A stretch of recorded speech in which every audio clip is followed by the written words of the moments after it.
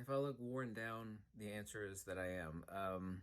Just extremely overworked. I'll return back to normal here within 48, 72 hours. I've just been working to 6 a.m. every night. By the way, if you ever need to pick me up and cheer yourself up, make sure you get some cashew butter.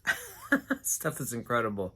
Nothing like dipping a ripe banana in cashew butter. Wow.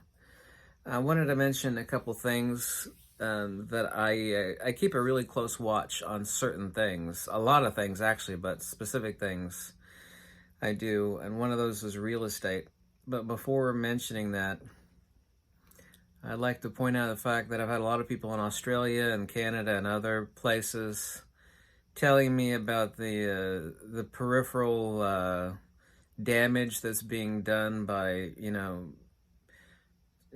let's just be honest, tyranny and lockdowns and more lockdowns on top of lockdowns and more tyranny on top of that. I'm hearing a lot of people that are obviously were on the edge to begin with, or because most people struggle really hard, just to stay afloat. I mean, let's be brutally honest, that's totally undeniable. And they're not very well centered, we might say, and this is not an affront against them. Most people just slave and work really hard to pay the bills and whatnot. And I'm just hearing so many stories about people, removing themselves from this world in horrific ways, and that's just absolutely awful. And I met a friend today, and their cousin who has a wife and has 5 kids. I don't know if I should tell this story or not. It's absolutely horrific. But he sat on the bed with his wife and apparently like a loving pose, and he took a piece out, and his intention was to take himself and his wife out instantly, in one go. And thankfully she survived, but obviously he did not. And all because of the nonsense and the stress of what's going on in this world. And it's just absolutely horrific. And I just keep hearing from so many Australia, so and so, checked out of this world, and I know 10 people that checked out. And people need to seek help and support from family members if they're like that, because there is, let's totally be honest, there's an enormous amount of tyranny and insanity going on. And when tyranny and insanity go on, just kind of like if there's a major hurricane and your house gets wrecked, and everything is gone because you are not your stuff. I know we all need a roof over our heads and air conditioning. We really don't, but I mean, those are the things that make life livable to most people anyway. You need to, find friendship and your friends and your family. And if you don't have friends and family, to, find a center, your center, and realize that all of this stuff out here is a mirage. But getting to the main subject, I wanted to make mention of this, that I watch real estate really, really closely every day, and it's vanishing so fast. I've met so many people, including a stranger a couple days ago. I was talking about something crazy I saw in the store. It was a wife and a husband, and they had a little daughter with them, and they said, "Yeah, we can't wait to get out of the city. Everything's gone crazy. We bought 15 acres out in the country." I mean, it's just a total stranger that I happened to make a comment to, a friendly comment to about, some craziness I saw in the store.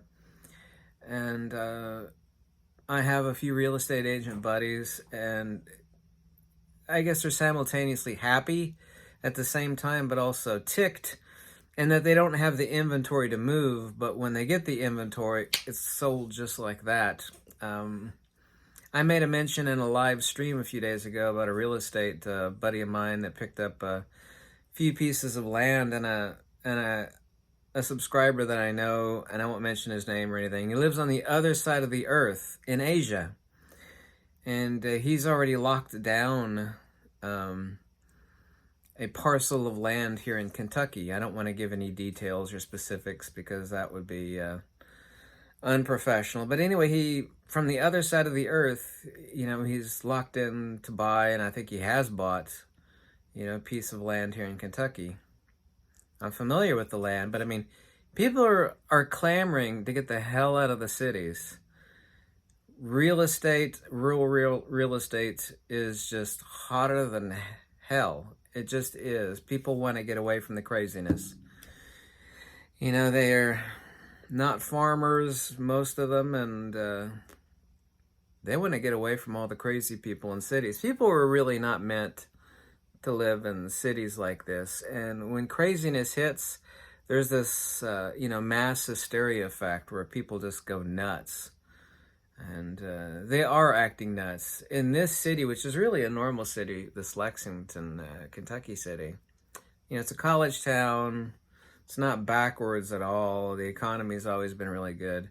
I've seen the insanity really ramp up. I've seen crazy drivers ramp up astronomically so.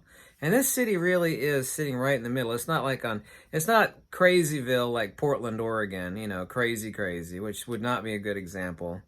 And it's not, another form of crazy like Chicago or New York or Atlanta or Miami. It's like, well, yes, those cities are crazy, who cares about anecdotal stuff from those cities? Nor is it, in Bumblescum, North Dakota, where, nobody would use that as an example. This is, college town, and it's very normal down the road. And if it's happening here, very, very visibly, then it's got to be going, crazy throughout many other parts of the United States. I can't speak for the world, obviously, but oh my God, the Australians tell me, the stuff the Australians tell me is off the hook. I'm not a real estate agent or a broker. I mean, I've got a 100% track record on real estate, and I sold everything that I have that's not glued down in the past few years to buy land. I mean, literally, that I don't need. I don't ever tell anybody what to do, but, if you have a portfolio, and every grand master of finance will tell you it's important to be diversified, you might want to think about taking a small bit of, depending on what you have stored away, and getting a piece of land away from the crazy people. Go away from the city. Someplace that people's like, well, it's just land, I can't live there. Listen, okay? For less than $10,000, you could plop down a great double-wide used trailer and hook up electricity and a few other things. It doesn't take much to make a decent piece of land very livable, so you can take my word on that one. Many, many people have done it. They're prefab small cabins. They're not true log cabins. They're prefab small cabins that'll run you $10,000 or less. They're very, very gorgeous. You throw in a wood burning stove. You got trees on your land. Like I said, I've got a cabin in the woods. But all these real estate agents and everybody I know is just, they're buying up land like crazy to get away from the insanity in the cities. People are just like making paradigm shifts in their lives.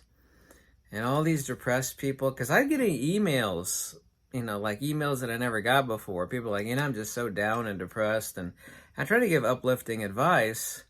People that are depressed, all depression is materialism. And I don't mean conventional materialism. It's metaphysical materialism and conventional materialism. There are different types of materialism, but all depression is materialism. See this world as a mirage, because that's exactly what it is. And I don't quote the Bible.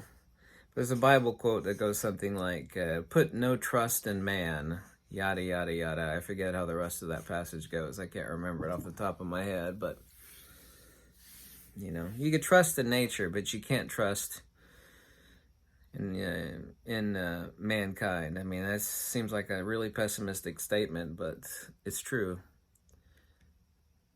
I feel so sorry for that guy that has 5 kids, that tried to take him and his wife out, just over depression over what's going on in the world, and on and on and on. And I hear stories like that from Australians. Like, I know 5 people that checked out of this world. Like, yeah, my gosh. Whew. the tyranny and the lockdowns and the lockdowns on top of lockdowns and more lockdowns, what it's doing is it's taking, I'm just going to use the word fragile people. It doesn't mean they're weak or anything like that. I'm just saying, they're delicate or fragile. Everybody has their breaking point, obviously, but it's taking people that are delicate and fragile, and I'm not making fun of them by saying that. It's taking delicate and fragile people, and it's pushing them right over the edge, literally right over the edge. But if you have a portfolio of any size, and I do not pretend to give investment advice, you might really want to consider getting a decent piece of land. Doesn't have to be a lot, but those who fail to plan are planning to fail. That's not an alarmist statement about land, because the most sensible people I know on this earth, really sensible, non-emotional people, I can tell you flat out right now, they are buying land. Take that for what you will, okay? Sorry I've been so busy lately. I'm ashamed of myself that I've been so busy. My hands are stiff from pounding leather and cutting leather and sewing leather and sanding leather, and oh lordy. It's like, well, it's work, Work pays the bills. Work is good for the soul.